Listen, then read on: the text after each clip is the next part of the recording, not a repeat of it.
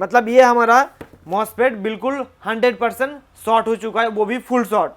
तो ये खराब हो चुका है तो हम इसको फेंक देंगे। ये जो मॉड्यूल आप देख रहे हो ये एक ऐसा मॉड्यूल है जो कि रिपेयरिंग काम के दौरान बहुत ही ज़्यादा हम लोगों को हेल्प करता है। अगर आप एक इलेक्ट्रॉनिक्स टेक्नीशियन हो तो इस मॉड्यूल के बारे में आपके पास जानकारी होना ही चाहिए, नहीं तो आप रिपेयरिंग फील्ड में आगे नहीं बढ़ पाओगे और बहुत सारा पैसा कमाने का जो रास्ता है वो आप खो दोगे। इसलिए आज के इस वीडियो के अंदर मैं आपको बताऊंगा कि इस मॉड्यूल को कहां और कब इस्तेमाल किया जाता है और कैसे इस्तेमाल किया जाता है। तो अगर आप एक इलेक्ट्रॉनिक्स टेक्नीशियन हो या आप एक इलेक्ट्रॉनिक्स टेक्नीशियन बनना चाहते हो तो आज की ये वीडियो आखिर तक जरूर देखिएगा। पहले तो मैं आपको इस मॉड्यूल के बारे में थोड़ा सा इंट्रोडक्शन दे देता हूँ कि एक्चुअल में ये मॉड्यूल क्या है। बेसिकली दोस्तों हम लोग इलेक्ट्रॉनिक्स फील्ड में काम करता हूं और इलेक्ट्रॉनिक्स फील्ड में काम करने के दौरान आपको पता होगा कि इलेक्ट्रॉनिक्स फील्ड के अंदर जितने भी सामान होते हैं वो सारे के सारे डीसी सप्लाई पे चलते हैं, लेकिन एसी से डीसी में कन्वर्ट करने के लिए हमें बीच में एक पावर सप्लाई को लगाना पड़ता है, जो कि पावर सर्किट के मदद से उसको बनाया जाता है कुछ इस प्रकार से, जो कि ये एसी 220 वोल्ट से हमें स्टेप डाउन करके डीसी अलग अलग वोल्टेज पे कन्वर्ट करते हैं। ये दोस्तों अलग अलग वोल्टेज और डीसी में कन्वर्ट करते हैं, ये डिपेंड करेगा कि किस टाइप का डिवाइस के अंदर लगाने जा रहे हैं। जितने वोल्टेज उस डिवाइस को जरूरत पड़ेगी उसके हिसाब से पावर सप्लाई को लगाया जाता है खुद डिजाइन करके। तो देखिए ये जो पावर सप्लाई है, कई बार क्या होता है कि पावर सप्लाई खराब हो जाती है और कई बार नहीं, बहुत बार खराब हो जाती है। सबसे ज़्यादा जो पावर सप्लाई के अंदर खराब होती है ये वाला पावर ट्रांजिस्टर या तो पावर मॉसफेट। ये पावर मॉसफेट क्या होता है कि जब भी आउटपुट में थोड़ा सा लोड ज़्यादा हो जाती है या यहाँ पे थोड़ा सा वोल्टेज ज़्यादा आ जाती है या गर्म होने के कारण ये खराब हो जाती है। तो जब भी हमारा ये खराब होते हैं उसके साथ ही साथ हमारा एक PWM यहाँ पे लगा हुआ है छोटा सा आईसी, ये छोटा सा आईसी भी खराब हो जाती है। तो आपको पता चल गया है कि ये मॉड्यूल एक्चुअल में क्या काम करता है। तो आप थोड़ा सा और चीज देख लेता हूं कि इस मॉड्यूल को किस नाम से जाना जाता है। ज्यादातर जो टेक्नीशियन इस मॉड्यूल को बुलाते हैं वो है 3 तार वाला मॉड्यूल, क्योंकि इसके अंदर आपको 3 तार आपको देखने को मिल जाएंगे जो कि वायर्स बोला जाता है। यहाँ पे आप अच्छे से देखिए, एक रेड वायर, एक ब्लैक वायर और एक ग्रीन वायर। यहाँ पे आपको किसी दूसरे कलर का भी वायर देखने को मिल सकता है, लेकिन आपको जो देखना है इसी मॉड्यूल के पीछे एक छोटा सा सर्किट डायग्राम ड्रॉ करा हुआ है। इस सर्किट डायग्राम के मदद से ही आप इस मॉड्यूल को किसी भी पावर सप्लाई के अंदर इस्तेमाल कर पाओगे। लेकिन आपको ये जानकारी होना जरूरी है कि इस मॉड्यूल को हम कहां कहां पर लगा सकते हैं, जिसके बाद हमें उस डिवाइस बहुत ही अच्छे से चलेंगे, इन फ्यूचर में कोई भी प्रॉब्लम नहीं आएंगे। तो इसके साथ आपको और एक पर्ची मिल जाती है जो कि यहाँ पर भी आपको साफ साफ देखने को मिल जाएंगे कि आप इस मॉड्यूल को किस किस टाइप के और कहां कहां पे कनेक्शन करते हुए आप इस मॉड्यूल को लगा सकते हो। बेसिकली इस मॉड्यूल को आप 3 अलग अलग तरीके के जरिए आप इसको लगा सकते हो। 3 अलग अलग पावर सप्लाई का मतलब कि यहाँ पे देखिए, आपको एक एक करके बाद में बताऊंगा, लेकिन अभी फिलहाल के लिए हमारे पास ये वाली जो पावर सप्लाई आया है जो कि एक पावरलाइट का SMPS है और इसके आउटपुट में हमें 2 अलग अलग वोल्टेज मिलेंगे। पहला वोल्टेज हमें यहाँ से 33 वोल्ट मिलेंगे यानी कि 33 वोल्ट, और यहाँ से हमें मिलेंगे 12 वोल्ट जो कि पावरलाइट के अंदर जो फैन लगा हुआ है उस फैन को चलाने के लिए। तो जब मैं इसे पावर सप्लाई को रिपेयरिंग करने के लिए गया तो मुझे पता चला या चेक करने के बाद पता चला कि यहाँ पे एक पावर मॉसफेट लगा हुआ है, ये पावर मॉसफेट खराब हो चुका है। उसके साथ ही साथ यहाँ पे जो फ्यूज लगा हुआ है ये फ्यूज भी खराब हो चुका है। तो मैं आपको और एक चीज़ बताना चाहूँगा कि यहाँ पे ये जो लगा हुआ है ये होता है पावर मॉसफेट जो कि एसी सप्लाई में होता है, और यहाँ पे ये जो आप देख रहे हो ये डबल डायोड होता है, यानी कि 2 डायोड को कंबाइन करके एक छोटा सा इस टाइप का बनाया जाता है। ये हमारा डबल डायोड हो गया, ये हमारा ट्रांजिस्टर हो गया या मॉसफेट हो गया। तो हम इस पावर मॉसफेट को यहाँ से निकालता हूँ, निकाल के आपको दिखाता हूँ चेक करके कि ये हमारा वाकई में शॉर्ट है या नहीं। उसके बाद मैं आपको बताऊँगा कि ये वाली मॉड्यूल हम इसके अंदर कैसे लगाएंगे। लेकिन उससे पहले और एक बात मैं आपको बता देना चाहूंगा, क्योंकि देखिए दोस्तों यहाँ पे तो हमें पता चल गया है कि यही वाला मॉसफेट खराब हुआ है, तो क्या ना हम इसका सेम नंबर का मॉसफेट लगा के इसको रिपेयर कर दूं। लेकिन दोस्तों ये नहीं होगा, क्योंकि हमने रिपेयरिंग के अंदर इतना एक्सपीरियंस हो चुका है, सेम नंबर का मॉसफेट लगाने के बाद भी ये SMPS ठीक नहीं होगा। तो उस सिचुएशन में हमें मॉडिफाई करके ये वाला मॉड्यूल को लगा के ठीक करना होता है, क्योंकि इसके साथ साथ इसके पीछे यहाँ पे जो लगा हुआ है एक छोटा सा PWM IC जो कि सिग्नल को देने के लिए काम करता है आउटपुट के हिसाब से। तो जब आप पावर इलेक्ट्रॉनिक्स के ऊपर थोड़ा सा ज़्यादा रिसर्च करोगे तब आपको पता चलेगा कि ये हमारा PWM IC कैसे और कहाँ पे किस तरीके से काम करते हैं। तो उसके ऊपर भी मैंने एक वीडियो बना के रखा हूँ, आप जाके वो वीडियो देख सकते हो। अभी फ़िलहाल के लिए मैं इस मॉसफेट को बाहर निकालता हूँ इसके अंदर से, और उसके बाद मैं आपको मेजरमेंट करके दिखाता हूँ। आपको ये भी पता चल जाएगा कि एक मॉसफेट को कैसे चेक किया जाता है। यहाँ पे देखिए हमने मॉसफेट को बाहर निकाल लिया हूँ, और मॉसफेट को चेक करने के लिए हमें अब एक मल्टीमीटर की ज़रूरत पड़ेगी। ये रहा वो मल्टीमीटर। तो मल्टीमीटर को आपको सेट करना पड़ेगा कॉन्टिन्यूटी रेंज पर, मतलब दोनों प्रोब को टच करने के बाद बीप साउंड आना चाहिए।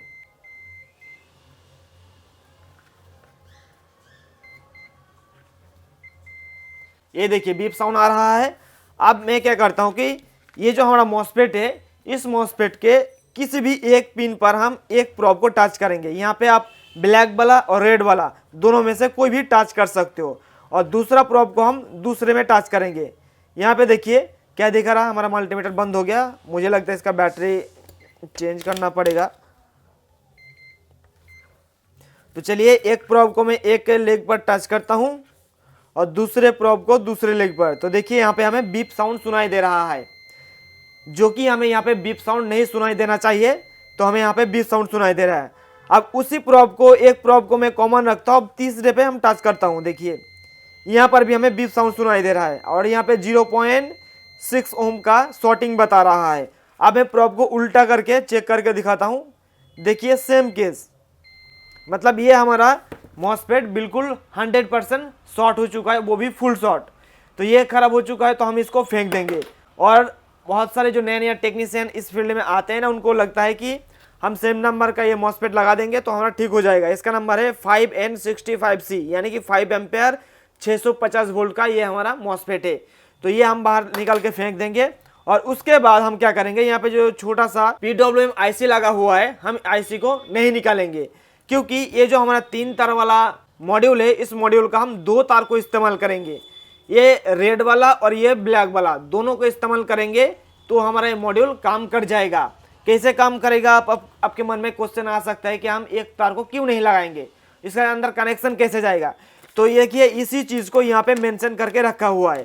ये देखिए 2 नंबर, ये जो आप डायग्राम देख रहे हो, यहाँ पे लिखा हुआ है usage of series switch power supply, यानी कि ये जो हमारा पावर सप्लाई है, इसका डिज़ाइन की अगर बात करें तो यह of series switch power supply, यानी कि ये कोई सीरीज में कनेक्शन करा नहीं हुआ है। जब आप पावर इलेक्ट्रॉनिक्स के ऊपर आप थोड़ा सा पढ़ाई करोगे तो आपको पता चल जाएगा कि पैरेलल स्विच पावर सप्लाई क्या होता है, of series switch power supply क्या होता है, और उसके बाद voltage reduce switch power supply क्या होता है। लेकिन हमारा ये वाला जो पावर सप्लाई है, ये पावर सप्लाई आती है हमारे uses of series power supply के अंदर। तो इसीलिए हम यहाँ पे एक जो यहाँ पे ग्रीन वाला जो मतलब वायर है ना, इस ग्रीन वाला वायर को हम नहीं यूज करेंगे, हम करेंगे रेड वाले और ब्लैक वाला।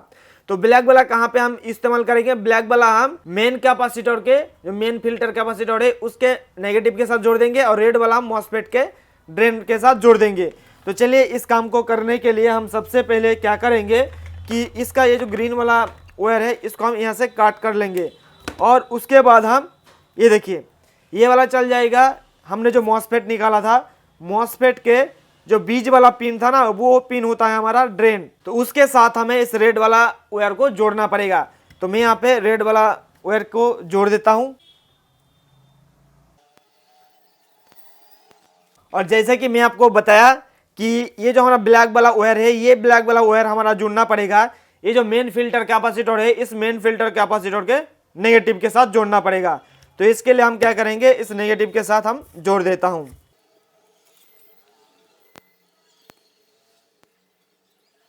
तो यहाँ पे हमने दोनों वायर को मैंने जोड़ दिया हूं, और अब क्या करना है कि यहाँ पे जो फ्यूज लगा हुआ है ना, ये फ्यूज भी खराब हो चुका है, क्योंकि जब भी हमारा यहाँ पे पावर मॉसफेट खराब होती है तो उसके साथ ही साथ फ्यूज भी खराब हो जाते हैं। तो मैं इस फ्यूज को निकाल लेता हूं, और इसके जगह पे मैं कौन सा फ्यूज लगाऊंगा ये भी आपको पता चलेगा, क्योंकि इस टाइप के SMPS पावर सप्लाई के अंदर जो फ्यूज लगा हुआ रहता है ना, ये फ्यूज मार्केट से आसानी से नहीं मिलता है।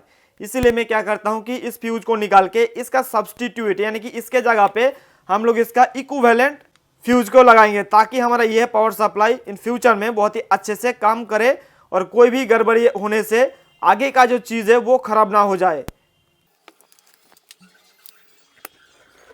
तो ये रहा हमारा फ्यूज। देखिए यही वाला फ्यूज हम लोग इस्तेमाल करता हूँ इसके अंदर। तो इस फ्यूज को लगाने का जो तरीका है ना, ये तरीका जान लीजिए, क्योंकि इस फ्यूज का जो साइज है थोड़ा सा बड़ा है, हमारे पास छोटा साइज का फ्यूज नहीं है। तो हम क्या करेंगे कि एक जो वायर है ना, हम इस तरीके से डालेंगे ताकि हम लोग इसके साथ बहुत ही आसानी से काम कर सके। ये देखिए फ्यूज डल गया, और फ्यूज डालने के बाद हम लोग इसको इंसुलेशन कर देंगे। हमारे पास जो पेपर टेप है उस पेपर टेप के मदद से इंसुलेशन कर देता हूँ, क्योंकि हमें तो जुगाड़ करके चलाना पड़ेगा। सेम टू सेम अगर चीज़ नहीं रहेगा तो इसी तरीके से हम लोग जुगाड़ करके चला लेता हूँ। और टेक्नीशियन भी ऐसा ही करना चाहिए, क्योंकि सारे चीज़ आपको मिलता है, लेकिन जब आपके पास काम आएंगे उस टाइम आपके पास नहीं रहेगा, तो उस जगह पे आपको कोई दूसरा प्लानिंग मतलब लगा के आपको उस चीज़ को ठीक करना पड़ेगा, तभी आप टेक्नीशियन फील्ड में आगे बहुत ही तेज़ी से बढ़ पाओगे।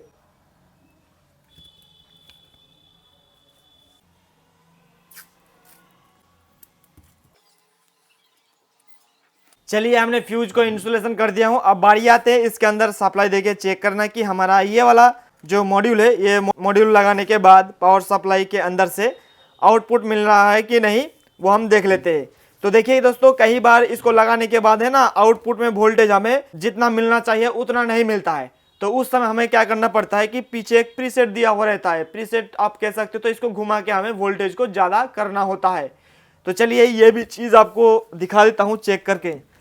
तो इसके अंदर लाइन देने के बाद पता चला कि ये जो रेक्टिफायर लगा हुआ है, ये ब्रिज रेक्टिफायर भी शॉर्ट हो चुका है। तो मैं आपको मेजरमेंट करके दिखा देता हूँ, क्योंकि जब मैं इसको सीरीज लाइन पे लगाया था तो इसका जो बल्ब था, सीरीज बल्ब, वो बहुत ही ज़्यादा फुल ब्राइटनेस में ग्लो हो रहा था। तो मैं आपको इसको मेजरमेंट करके दिखाने के लिए, इसका एक साइड शॉर्ट हुआ है। देखिए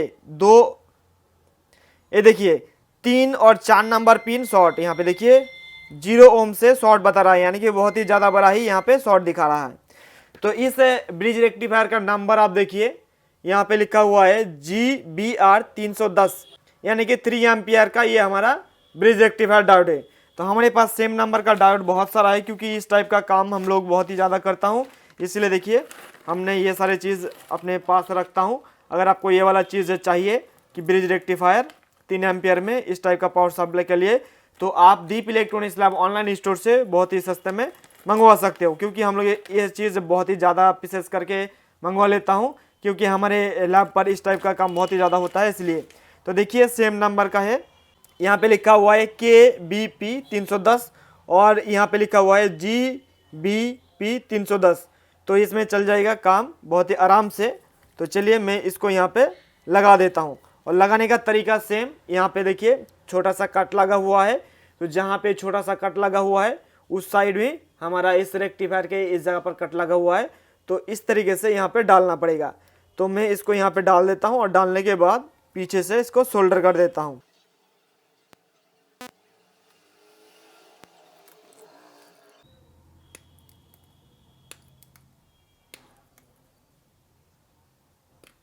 चलिए मैं अब इसके अंदर लाइन देता हूँ और देखता हूँ कि हमारा ये पावर सप्लाई ठीक हुआ है या नहीं।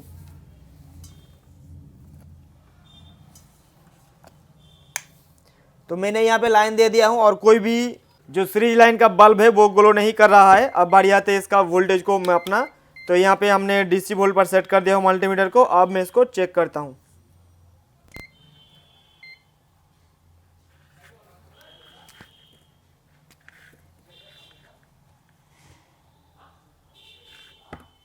यहाँ पे कितना वोल्ट दिखा रहा है दोस्तों? 27 वोल्ट हमें दिखा रहा है, यहाँ पे 27 वोल्ट। तो 27 वोल्ट दिखा रहा है, तो हमें थोड़ा सा वोल्टेज को ज़्यादा करना है। तो इसके लिए हम क्या करेंगे कि इस मॉड्यूल के पीछे जो रेगुलेटर दिया हुआ है प्रीसेट, इस प्रीसेट को घुमाएंगे और 30-32 वोल्ट के आसपास हम इसको सेट करेंगे। यहाँ पे देखिए मैं घुमा रहा हूँ, और वोल्टेज भी 30 वोल्ट, 31 वोल्ट, 32 वोल्ट, 32.38 पर हमने सेट कर दिया हूँ, क्योंकि ये हमारा जो पावर सप्लाई है ये आउटपुट में 33 वोल्ट आउटपुट करेगा, जो कि लिखा हुआ था इसके ऊपर। ज़्यादा देंगे तो हमारा जो कंट्रोलर है वो कंट्रोलर ख़राब हो सकते हैं, इसलिए हमें 32.38 पर सेट कर दिया हूँ। और बगल में एक और कनेक्टर लगा हुआ है जहाँ पे हमारा 12 वोल्ट आउटपुट होगा फैन के लिए। यहाँ पे देखिए 10.32 मतलब सही है ये, क्योंकि अभी ये सीरीज में लगा हुआ है इसलिए। तो अब मैं इस पावर सप्लाई को ये जो पावर लाइट है इस पावर लाइट के अंदर असेंबल कर देता हूँ। और इसको लगाने से पहले एक बार मैं इसके अंदर लाइन देके चालू करके भी देख लूँगा कि हमारा ये पावर लाइट चालू होता है या नहीं। तो जैसे कि दोस्तों देख सकते हो कि फैन बहुत ही तेज़ी के साथ घूम रहा है और फैन के साथ साथ हमारा ये कंट्रोलर पर भी आप देखिए कि यहाँ पे डिस्प्ले आ चुका है। और क्योंकि ये हमारा एलईडी ख़राब है, यानी कि मुझे लगता है कि ये वाला जो पत्ता है ना, पत्ता भी ख़राब है, लेकिन हमारा जो मेन मकसद था इस पावर सप्लाई को ठीक करना इस मॉड्यूल को लगा के, तो वो वाली तो ठीक हो चुका है। और आपको ये भी पता चल गया है कि हमारा ये जो मॉड्यूल है 3 तार वाला मॉड्यूल, उस मॉड्यूल को कैसे किसी भी एसएमपीएस पावर सप्लाई के इंस्टॉल करके वो ठीक किया जाता है। तो अगर आपको वीडियो पसंद आए तो वीडियो को लाइक कर दीजिएगा। और इसी प्रकार की वीडियोस अगर आप आगे आने वाले दिनों में देखना चाहते हो तो चैनल को सब्सक्राइब करके जुड़े रहिए। हम फिर मिलेंगे नेक्स्ट वीडियो में, तब तक के लिए wish you all the best.